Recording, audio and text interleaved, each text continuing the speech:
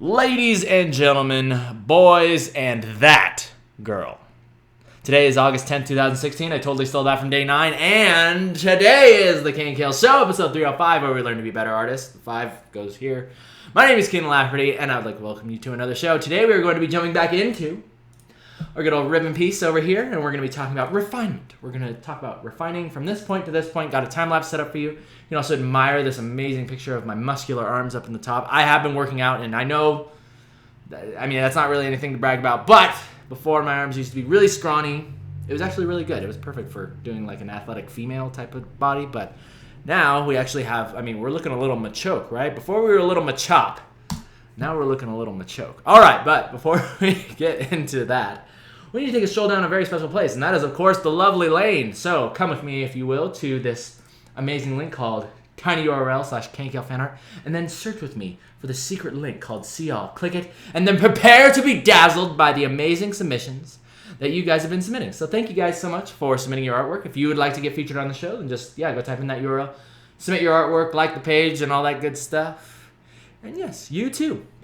You too can be featured on the KNKL Show. All right, ladies and gentlemen. With all that out of the way, let's go ahead and get into today's show. Let's go ahead and get into it. All right, so the first thing we're going to do is we're going to talk about time lapses. Time lapses. We can go ahead and get rid of this flattering picture of me. All right, and we're going to talk about refining from this point to this point. Okay, so let's go ahead and get into it. So let's pull up our good old time lapses and get started. And while this is going on, I'm going to explain to you a couple of things that were going through my mind. Okay, so after last week, I really liked the nose, right? Last week, if you watched, we redefined the face, or I refined the face in real time for you guys. That way I could show you like the subtleties. We're talking about subtleties in faces and how you really got to watch out for those tiny little things that can make big differences. Make big differences in your facial features and in your expressions. Because I was really going for a specific style and a specific emotion on Ribbon's face here, right? Coupled with her body language, kind of hunching over. She could be thinking about her old days with the Noxians, regretting the past. Maybe she should have followed Swain. Maybe she should be, I don't know, maybe she wants to join with the Demacians. I'm not sure. Actually, I don't even know what. She's more like a wanderer, right? She doesn't like really work with Demacians or anybody. But anyway, she's reflecting upon her past.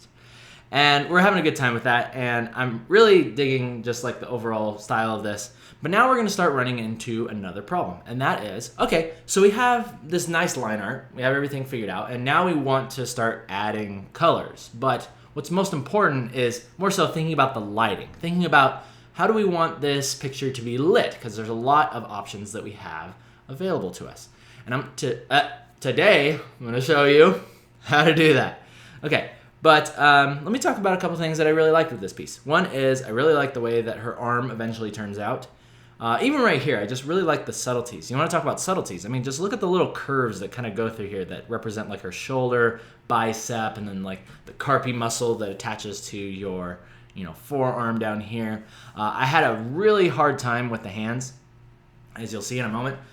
And what I ended up doing was I just took that picture of me. I was like, you know what? I should be able to figure out these hands, but it's like, you guys know me. I always like to focus on two things. The most important things in your painting, two things, is the face and the expression on the face, and then your hands. I feel like a lot of people overlook the hands. There's so much. That's why I'm always like doing this. I'm talking with my hands, because the hands are very, very expressive. They help to show.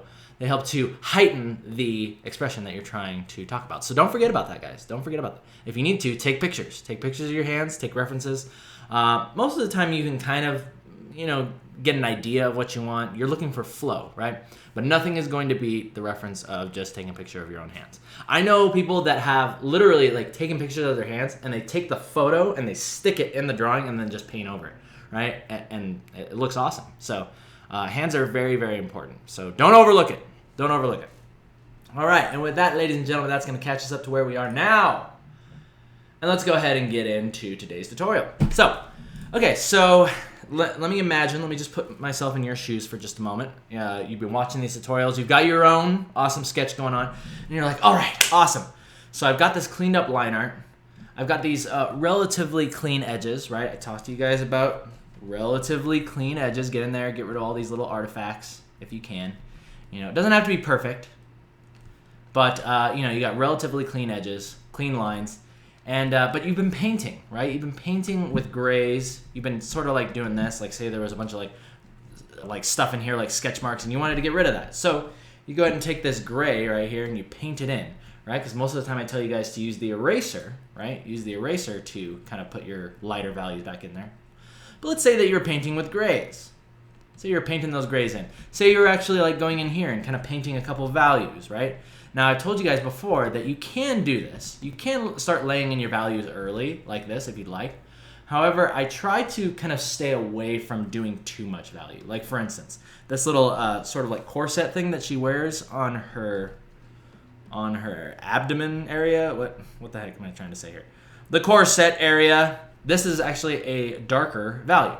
So you might say, well, Keenan, why didn't you paint it like that? Why didn't you paint that area darker? Well, that is because we want to eventually lift this sketch. And then basically you want to think about your drawing is going to become an alpha. It's going to become an alpha. And if you want to have values like this, right? If you're going to have darker values, that's going to start diluting whatever colors you start putting behind it, right? And you're going to have to later go in and color those lines, which isn't necessarily a big deal. But if it's not serving you, then the best thing to do, and that's why I've been telling you guys, try to paint it almost more like a 3D model. Like, see how I got a little bit of value in here, but see how it still goes to white towards the center, right? Even though this overall is going to be a much darker value. And even Riven's skin, she's tan, so why am I not like painting values in her skin? Why am I not doing this? And the answer is because we want our true colors to be able to shine through this. Right now we're creating the 3D model, and then we're going to put the color behind it. Okay, so now that I got that out of the way, let us go ahead and, okay, so if you followed a couple of the other, or some other tutorials that I've taught you about, you should set up your lines like this, and you're like, okay, great, I know the next step, and that is, of course, we're just going to darken it, and then you're like, oh no, what happened? Oh, all those places that I painted gray, right? I'm going with the lightness, right? And this is basically what was on that layer, right? Everything else is see-through. Like, see how everything else is see-through? But those places where we painted gray, it's not going to work. So this is where we employ a very awesome technique called sketch lifting. And let's get to it. You might ask, what the heck is that? Well, I'm going to show you how to lift today. Show you how to lift and get some guns like this, so that way you can look like this right here. Yeah, huh? You wonder how I get arms like that? It's all the sketch lifting, guys. All the sketch lifting. It's getting me right there. Okay, so anyway, let's go ahead and talk about that. Okay, so the first thing that I did was I will hit Shift-Control-Alt-E. Shift-Control-Alt-E, which gives us a stamp. It gives us a stamp of our layer on the very top. Okay? Now what you're going to do is you're going to go into Image Adjustments, Brightness, Contrast. And I like to hit Use Legacy here because just the way that it interacts with the pixels and kind of like changes the picture, it looks way better. Okay? So now what you want to do is you want to play with this to the point where you get some nice dark like blacks in these areas, and it's going to start refining your line art, as you can see here. But too much, and then it starts to change what was originally there, right? So you kind of want to go for a nice in-between, right? Not too dark, right? We want to make sure that we have the lightest points being white and the darkest parts being that nice black without losing too much detail, right? See, this is too far. So right around there looks good. Right around there looks very good, actually. Yeah. Okay, now, time for the hard part. You're going to direct your attention down here to the Layers tab. You're going to click Channels. See right here? Channels. And you're like, whoa, that's weird. It's like RGB, red, green, blue. Don't worry about any of that. All you got to do is click this magical button at the very bottom, hidden away, tucked away from mankind. No one was ever supposed to find this button. But I just divulged that secret to you today. And now you're going to use it to your advantage, okay? So you click that button, and then you'll see that there's marching ants all over. I think that's what they're called, marching ants all over your drawing. Now you're going to hit Shift-Control-I. Shift-Control-I, which is going to invert your selection.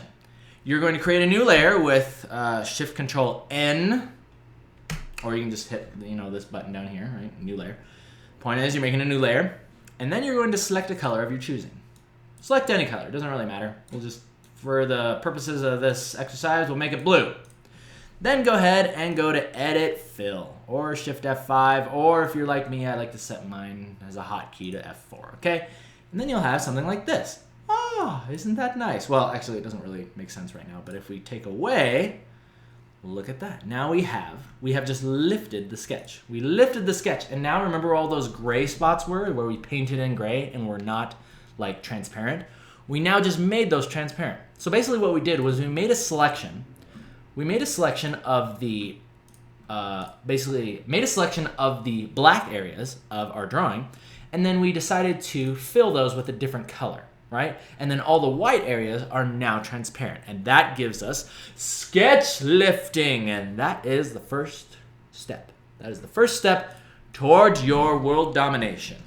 Now, let's go ahead and move on to the next thing that I wanted to talk about today, and that is adding value. Because that's what we should all be trying to do in life, right? We should all be trying to add value. Right now, this is gonna get all philosophical. What? I'll save you the speech. Let's just get into like adding some value, adding some real value. Okay, so and look at this. You can like change whatever color you want. I'm just gonna make it like dark blue. Why not? Really, really dark blue. And now what I'm going to do, ladies and gentlemen, is I'm going to take this background copy. I'm going to duplicate it by hitting Control-J. I'm going to drop it behind my sketch. I'm going to select the sketch above it, hit Control-G to group these two, and then I'm going to duplicate that layer by hitting Control-J, layer group, rather. And then we're going to shrink it down. We're going to shrink it down like this, okay? And maybe we'll also hold Alt and drag it to create another one. And let's like create 3 different thumbnails. Okay, so now we have thumbnails, and now we're ready to begin the next part. I should probably also create a frame here. There we go. There we go. Just a general frame to help us stay organized. Create a new layer, and you can right-click this, hit stroke, and then look at that. Stroke away. Boom, boom, boom. All right, now let's get to adding some value, ladies and gentlemen. So let's start with this one up here. So what I'm gonna do is, I think I'm actually gonna do it this way. So I'm gonna take our background layer, and let me go ahead and just darken down this background so you can actually see the differences between the, yeah, there we go. Okay, so you can see the differences between thumbnails and the background. And we're gonna focus on the background. Now, you might ask, why did I choose to group those layers, shrink them down, make them small, and make multiples of them? The reason is because we're trying to see the big picture. It's much easier to work with things when they're small, especially when you're thumbnailing or trying to figure out what your values are going to be, than like laying it in on top of this point. I really believe in making your art. Oh, crap, did I? Oh no, there's one right here. Okay, I thought I shrank down the main one. Don't shrink down your main layer, right? Because you want to eventually come back to this one and be able to work with that one. But making a bunch of small layers is really nice because, oh, that actually eliminated the need for that. But we'll put it there anyway because it makes it look nice. But making things small allows you to see the big picture. So let's go ahead and get started with number 1. So what I'm going to do is I'm just going to work with this background layer because it's all nicely set up and we can just lock it, right, by hitting our nice little checkerboard right there. Let's go ahead and pick our color here. Let's go ahead and pick a color, kind of like a darker gray, kind of a mid-tone gray. No, actually, that's a very dark gray. And let's go with that. Okay, so here's what we're going to do first, guys. What we're going to do is we're going to begin experimenting. We're going to begin experimenting. I actually don't like that gray. I like this gray much more. And what I'm going to do is I'm just going to start layering in some grays, right? I'm layering in some values. Now we can start really playing around with stuff. And watch this. So I'll just kind of do like a general gray thing like this. See, this is the point where you can start saying, okay, well, I know this area is going to be much darker, right? Riven's little corset thing. So let's make sure we make that nice and dark. Oh yeah, there's going to be like cast shadows in here. It's probably going to be really dark in this area. Dark here, you know, and you can start doing stuff like this. Okay? And then what I would suggest is, oh, actually, you know what? Maybe that wasn't the best way to do it. Oh, well, whatever. We can make a new layer. Make a new layer, clip it back. And the next one I'll actually do differently, but for this one, let's stick with what we got here. Okay, and then you can also you can make a new layer, and I just clipped it back to this original background. And you can start laying in some values back here. Like maybe you want to have like, hey, maybe there's like a city in the background, or maybe like some ruins, you know, kind of similar to Redeemed Riven's splash, right? And you're really just thinking in terms of like, just general shapes. You're thinking about flow, guys. And that's what I really want to drive home here, is that you're not trying to get in there and draw a building, but rather you're saying, okay, well, isn't that interesting how these two buildings kind of meet up and then they kind of lead us towards Riven's face, right? Because we're thinking about focal points here. People, your viewers are always going to look towards the areas of your drawing that have the greatest contrast, okay? So keep that in mind. That's going to come in really handy in about 2 seconds. Okay, so let's continue with what we were doing. So the background isn't necessarily too crazy. We don't have to worry too much about that. But let's just put in a couple of shapes right there for now. Okay, let's put in a couple shapes. And let's go back to this one. And let's start asking ourselves a couple important questions. And that is, okay, well, what is the lighting scheme that we want to have here? I had a couple ideas for lighting schemes. And that is, one, we could have a very, very bright top light. So let's go ahead and start with that. Okay, so I'm gonna go ahead and select white. And let's go ahead, I'm gonna zoom in just a little bit so you can see this a little bit easier. And let's go ahead and start adding in, let's go ahead and start adding in some top light, okay? So we're gonna have really, really bright lights kind of hitting the top of our character. So here and here and here, across this arm definitely, big old bright lights. Okay, and can you see what's happening here? Oh, very nice. We're starting to get some values in there. And then her hair, of course, is going to be a much brighter value than her skin. So we want to make sure that we kind of reflect that, right? And now you can start going in there and being like, okay, well, the cheeks will be a little bit kind of softer. She'll have a little bit of blush. She's also going to have like this really tough cast shadow across her face. See, and now you're beginning to light your piece. You're beginning to light your piece and make it look really nice. Also considering your reflected lights, right? All this light is hitting her arms, so that's gonna reflect up towards her face, and we're gonna get like some reflected lights going on in here. Okay, and can you see this beginning to take shape? See this beginning to take nice shape. Okay, so this is us experimenting with values. We're adding values, ladies and gentlemen. That is what I was so excited to teach you today, and I'm glad it's working out pretty well. Pretty dang well. Okay? Now also, so probably the most important thing that you guys want to think about is, where's your main light source, right? And what is your secondary light source? So we've got the sun coming down, right? But it's going to be reflecting off the ground. A lot of people forget about that. So don't forget about your reflected lights. Like say underneath this leg here, you're going to have like a reflected light right there. And how bright or how dull you want to make it, that's up to you. And that's why doing thumbnails like this in a small space is so much easier, because then you can easily experiment, and if things aren't going exactly the way that you want them, just try it again. Just try a different one. Move on over. So we'll do something like this. That's looking pretty good. And then I want to do at least, I'll do all three. Why not? Do all three and then we'll take off. I don't know if I'll end up using any of these, but I don't know. Let's see. Let's see what we can do. Oh yeah, and you can see here is the hands that I ended up drawing off of my own hands. As you can see here, that was really why I took this picture, was because I wanted to just make sure, I wanted to check the pose, but I was having a lot of trouble with the hands. So you can see I literally just copied over those hands. And see how natural they look? See how nice it looks to just kind of have that like holding the wrist action? I was trying to figure that out kind of just by like making it work, by drawing shapes. But sometimes really intricate things, such as hands clasping or kind of overlapping, like the arm going around the knee and then meeting the other hand, you know, nothing's going to help you out more than actually having a real reference for that. So, don't discount that. Don't discount that. Do not underestimate the power of the photo. Okay? So there we go. So there's a good example of our first thumbnail. Let's go ahead and move on to the second one. Let's do another one. All right. So, actually, I think the way that I was doing it was just fine.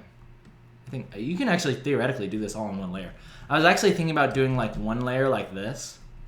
Like here's another way. Okay, so here's another way that you can do it. Okay, so go ahead and clip this back. And go ahead and paint your entire character kind of this dark. I like to start with a mid-tone because that allows us to paint in lights. As opposed to just going in there and being like, okay, where's the shadow of the hair? You know, okay, maybe it's like right there, you know. But actually that kind of looks cool. Like having that hard shape right there, it looks pretty tight. We'll hang on to that. Now we'll actually, let's see if we can actually make it even brighter. Let's see if we can make this thing even brighter. I'm going to show you guys how to make a super bright picture. This is going to blow your minds, hopefully. Hopefully this will blow your minds. Okay, so this is another example of what you can do. You can start a layer up here, which is technically in front. Then you can go to the background layer and say, okay, I want to start putting in some things, for the background, some background elements. And then it doesn't really, actually it's still going to collide with this because you're not going like full opacity. But it'll just be a little bit more natural feeling. So here's how you make a bright picture, ladies and gentlemen, is you want to make sure that you have some nice contrast between the brightest parts of your picture, aka the hair, and you just want to make everything else a little bit darker, right? Specifically like the sky. Like the sky will be a little bit darker because think about it. We're seeing the ambient blue. We're seeing the ambient blue that's behind her. Whereas this right here on her head is the reflecting skylight of the sun. Like the sun is going to be much, much brighter than the ambient colors of the sky. Okay, so back here we have like some clouds and all that, and this is all really nice, but this is all midtones. This is going to be darkened because of the brightness of the sun, which is off the screen, right? The sun's up here, shining on onto Riven's hair, and this is going to be the brightest part of the picture. Not to mention every other place that the sun is going to land, right? All this stuff is going to be brighter to us than the actual sky, okay? Just by relative lightness, relative color. I don't know. You know what I'm saying. Okay, so that's how we're going to make this picture look brighter. Okay, and then we're going to compare the two. We're going to compare the two, and I'm going to show you. Okay? Because we got a little bit of that action going on here. Look at that nice contrast between her arm and then the lower side of her arm. I really like that a lot. It looks really cool. But let's see if we can actually kick up the contrast, kick up the exposure, rather, a little bit more. So let's go ahead and put some more light here. So handily laid out by that shading there. Now here's a good example of when it's time to do a little bit of overpainting, guys. So do you see how right here, the value that we painted in is going against what we want to have in the final piece? See how I paint in white, but I can't get past our original values. This is another one of the reasons why I try to stay away from putting too many values in the line art because of things like this. It's nice to have a little bit more of a clean line art feel. But if you do run into this problem, then create a new layer above everything, and then just go ahead and paint in that white. Paint in that white. See? Like that. And then really just think like large shapes, because this is what you're going to refer back to as you begin your painting, right? As you begin your painting. Here's another way to make things look bright is lightening up the lines. Now, there's two ways that you can do this. I actually painted over top. I just have white and I'm painting over top of everything. But another thing that you can do is you can preemptively go to the line layer right here. You can lock it by hitting this little checkerboard. And then just go ahead and pick your soft brush or whatever you'd like.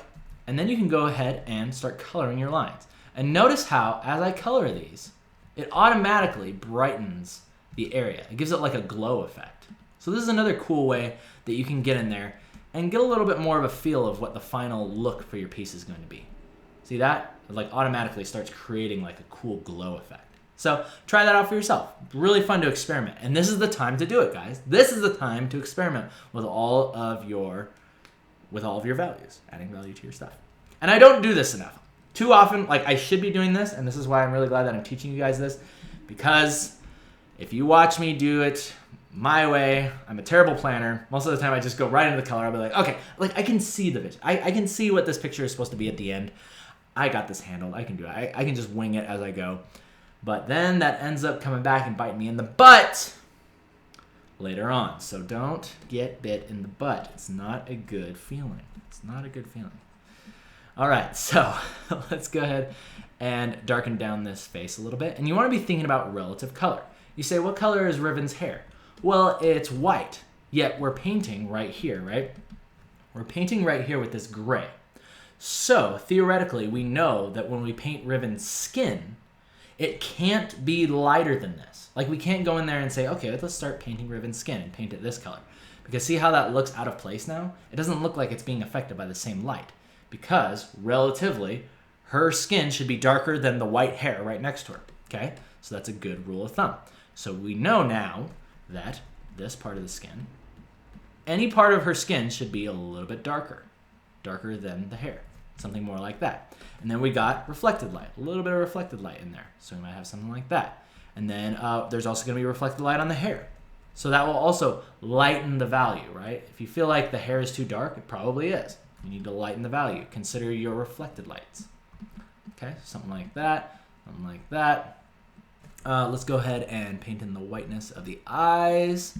Not getting too crazy with it. You don't want to go in there and paint the eyes white like this because then, you know, she doesn't have glowing white eyes. But actually, I mean, that kind of creates a cool look. But you're going to have to figure out ways to make that happen. Maybe they can be a little bit lighter. Maybe just slightly lighter, like this. Because you know what could be making her eyes that bright is the reflected light coming from the bottom. You know, that could really help it out a lot. But you also need to keep in mind that the rest of your picture must follow that. Must follow. You got to have consistency in your light sources. Consistency. Something I don't see enough of. Okay? So, let's go ahead. Oh, another cool thing that we should do is we should consider, okay, so we got our light skin right here, or we got the hair being affected by the sunlight, but also, right, we got to have a little bit of the sunlight affecting like the nose, right? So there's going to be a little bit like right there. There's a little bit on the cheek, you know, something like this. Actually, it probably wouldn't be there. That's going to be covering that. But yeah, a little bit right there and a little bit on the cheek. Goes a long way. Okay, a little bit on the forehead maybe. Try that out. See if you like it. And then don't forget, you got those nice harsh cast shadows. Nice harsh cast shadows going on in there. Okay, so now you can see your drawing is beginning to take greater shape. Greater shape as you add your values. Aha! And it's a good idea to flip it every now and then. Go ahead and take a look at what you're doing. See if you like it. I am liking that. That's looking really cool. Very, very cool. And let's go ahead and continue. Let's continue with this thing because we still got to light the rest of this and we got to do one more. Actually, I'll probably end it on this one because these two are good examples. Particularly of like one being, we made this first thumbnail in probably about, I don't know, maybe 5 minutes. And this next one we're taking extra time on. However, you might notice at the end that you look at this one and you're like, hey, I kind of actually really like this one. I don't know why. It's just like more simple, even though we didn't like put like the strong highlights on the face and this and that. There's just something about this one that just feels good. And that's what you're looking for in this, guys. You're looking for feeling. You're not necessarily looking for what's the most realistic thing or what's, you know, what's gonna impress your friends. But rather you're looking for feeling. And that is the most important thing that you can do with your work is give your audience, give your viewers a feeling. Okay, so let's go ahead and continue. Let's put that lightness on there. Let's go ahead and jump to the layer where we can paint above everything because some of our values are intercepting that. They're making it a little bit nasty. Let's go ahead and paint some bright values in here. Now we also got to consider, here's another cool thing, is similar to that bloom effect. Another cool thing that you can do is say, hey, well, we have this metal piece. Riven's shoulder guard is made of metal, and that's probably going to be very highly reflective. So when that hits there, there's going to be like a bloom effect. Oh, not like that. Not quite like that, but maybe something more like that, right? So see how it kind of like spills off a little bit? You can also go in there and kind of play around with your bloom effects. And that's just by me taking this soft brush with white, and I'm kind of like adding that in. Another way that you can do it is by painting, like I said, painting the lines. But yeah, just kind of messing around. Going back to this. Let's go ahead and continue. And I'm doing all this with the chalk brush. You don't have to do it with the chalk brush. You can do it with any brush you want. You can also do it with the soft brush if you want to just focus on soft transitions. Maybe you want something like this, you know? You want to have be able to show how sexy that leg is. Oh, sorry. I was yelling a lot last night because of that, my voice may be gone a little bit. But yeah, like using a soft brush really helps a lot too, I've noticed. So get a little bit of that, get a little bit of that kind of reflected light in there. Yeah, nice, very good. Yeah, I was out bowling last night, and everybody knows when you go bowling and you get anything like If you're not a bowler and you like get a strike or even like a spare or knock down like a few pins, like it is like the coolest feeling in the world. And you're like, woo! You know, so I was like yelling all night last night. I was out with my friends and my buddy Jordy is getting married, so it was his bachelor party. So we went out to this really cool place called Pins and Ales. Pins and Ales, which is basically drinking and bowling. And needless to say, that was a ton of fun, and I lost my voice. So I'm actually really glad it came back before I was going to do the show today. So if my voice cuts out midway through this, then you know what's going on. All right, cool. So I'm mixing a couple different brushes in there. Using some chalk brush, using some light brush, using some light brush. What the heck is that? Using some soft brush to create my lights. That's what I meant to say. And yeah, and you guys are going to have a good time with this. I can just feel it. I can feel it. You guys are going to be doing this on your own, and you're going to make amazing pieces, and you're going to post it to the Facebook, and I'm going to be proud of you. I'm going to be so proud of you. Okay, so let's go ahead and finish this off. All right, but I'm actually really liking this one. Feeling pretty good about this one. This one feels very like dramatic. Just getting pretty dang close to what I was hoping for. This one is just feeling really cool. Yeah, I like that. Very cool. Let's not forget to put in, like some shadows in there, right? It's all about that contrast, guys. If you want something to look really dramatic or really bright, then you gotta have high contrast in your shadows. That's why we're going from like literally white right here to like this dark gray. Like look at the value change that's happening here. From here to here. Huge changes in our values. And that is going to give us a very bright scene, and it's gonna look awesome. And yeah, we're gonna have a good time with that. All right, so, you know what? I do want to do one more. I'm gonna do one more because you guys are awesome. And I said I was gonna do 3, and by golly, we're gonna do 3. Because now I wanna show you one last thing. So let's say you look at this and you're like, hey, that's pretty cool, that's pretty good. But I wanna do a variation off of that. So I just took that group and I held Alt and dragged it, whoops. Took the group right here, which is our ribbon, hold Alt, drag it to a new area. And let's make some modifications on this because there was one more that I wanted to try out. A very, very popular setup for paintings that makes them look pretty cool too. And that is the shadow going across the character. I'm sure you've seen a lot of this stuff. And that was one of the original visions that I had for this. And I think it's another reason why I like this one up here, because you have like this really bright value happening on her arm, yet it's very soft on her face. And I just like that kind of treatment for that. So what I'm talking about here is we're creating imagine that there is a shadow, something that is casting a shadow onto our character here. So I'm gonna go ahead and paint these lines back to the way that they should be. There you go, paint them back the way that they should be. And let's imagine that there's something like either a tree over top of Riven or just some sort of structure that's above her. And what that is going to do is it's going to begin cutting off the light at a certain point. And for this exercise, let's say it cuts off. We're going to say it cuts off like right here. Okay? So now here's what you want to think about. Here's what's going through my mind as I'm doing this. Is you want to think about the line of the light, like where it's going. So it's cutting off here, right? So it's almost like you want to lay a ribbon across Riven. Okay, so anything above here, right? Anything above this area is now going to be in shadow. Shadow. Whereas everything below that, right? See, this is where the light is going to shine. It's going to be nice and bright. Okay, it's going to shine on. So let's go ahead and do that. I'm always a big fan of these. I always really like these types of setups because they just look really, really cool. So then you might ask, right, Keenan, where the heck is the light going to come from? How do I know where my light source is? I guess I should paint everything gray. No, you should not paint everything gray, and you should not freak out like I am, because there's another light source. There's actually a ton of light sources happening in this piece, not just the sun. Not just the sun, you silly. There's also the reflected light of the ground, and the most important one, the ambient light of the entire sky, the blue sky. So the way that we're going to show that is we are going to, very similar to what we did up here, actually. Very, very similar to that. So there are going to be lots of dark values.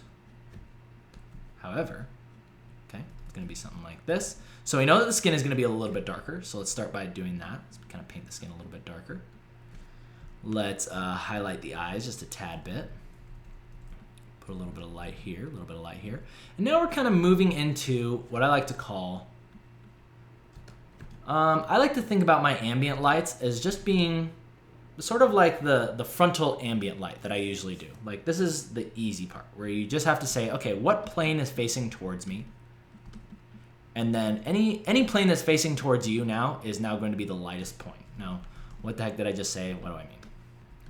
What I'm saying is that this is now a different light source from a different perspective and a different location. Different location, that was what I was trying to say.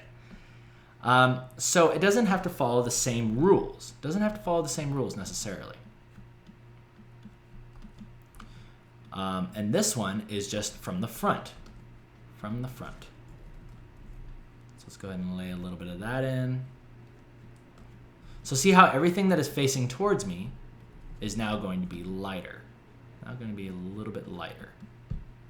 And then as it curves away from us, it gets darker. Okay, but don't forget about your cast shadows because those are still going to be there. They're still going to be present. Cast shadows will still be present. Let's go ahead and darken all this area, darken all this stuff down. Make this nice and dark like that.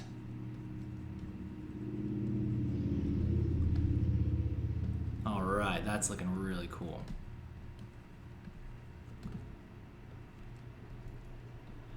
All right, yeah, I'm liking that a lot. And there you go, ladies and gentlemen. There's another setup for us. Another setup that we like. So now we have the shadow kind of going across the top of ribbon there. And this still needs like a little bit of experimentation. But regardless, I think we might just end it right there.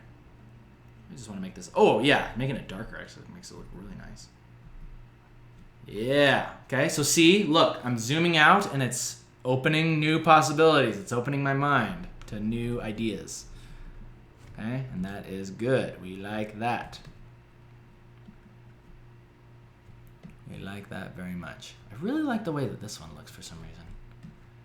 I really, really like the way that this one turned out. So now I'm going to grab those values. I'm just going to grab some of these values and put them in.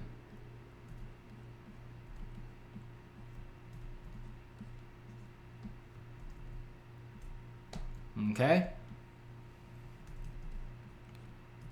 And with that, ladies and gentlemen, I think we are going to call it good.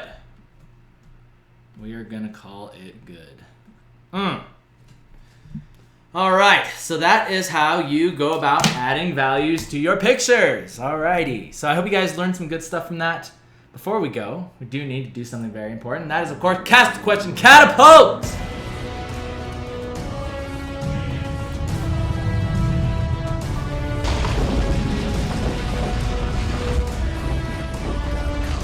All right, today's question is coming in from the KNKL MZ, and if you want to join us and submit your questions, just go ahead and head on over there. Request an invite, and today's question is coming from Arc Zeros. And he or she asks, I'm curious how people tackle the problem the most efficient way. Breaking out of your comfort zone. I'm curious as to how people tackle this problem in the most efficient way without immediately flinging their pictures into the sun. How do you deal with frustration? Arc Zeros, this is a great question. I'll be happy to answer.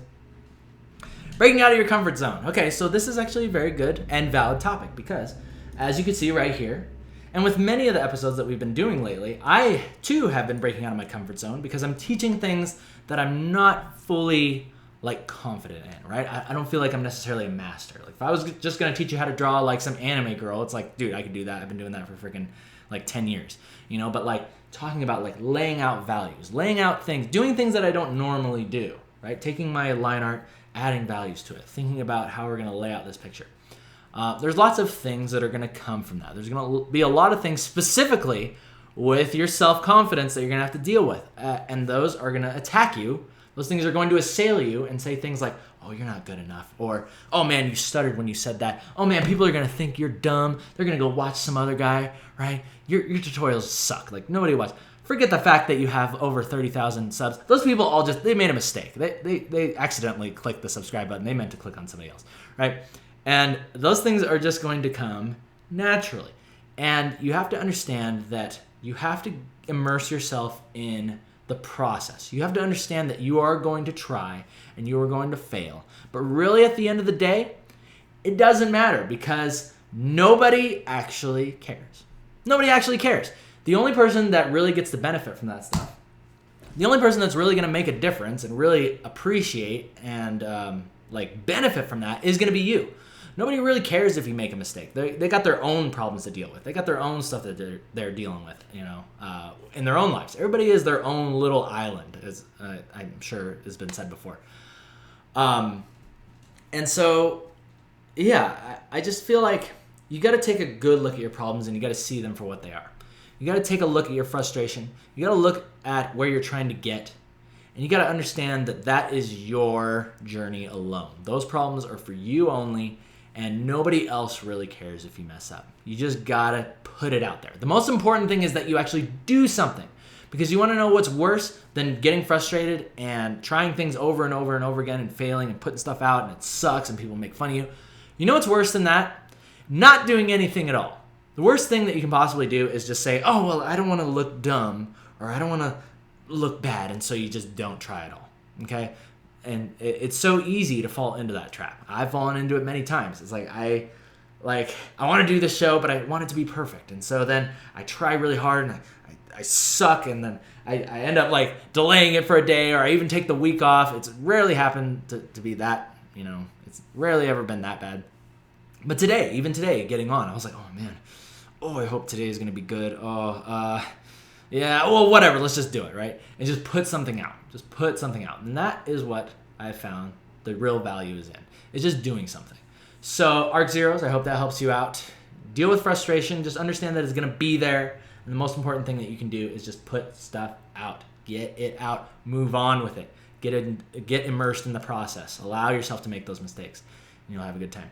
Alrighty, ladies and gentlemen, before we go, I want to say thank you to some amazing sponsors. Laura Bashir, David Cariano, Marvin Sale, Matthew Silva, Ilian, the Fantastical Cat, Megan Gwen, and Ian Crowell. Thank you guys so much for sponsoring the show, as well as my sponsors of the past. If you would like to sponsor the show, get a cool animated portrait of yourself.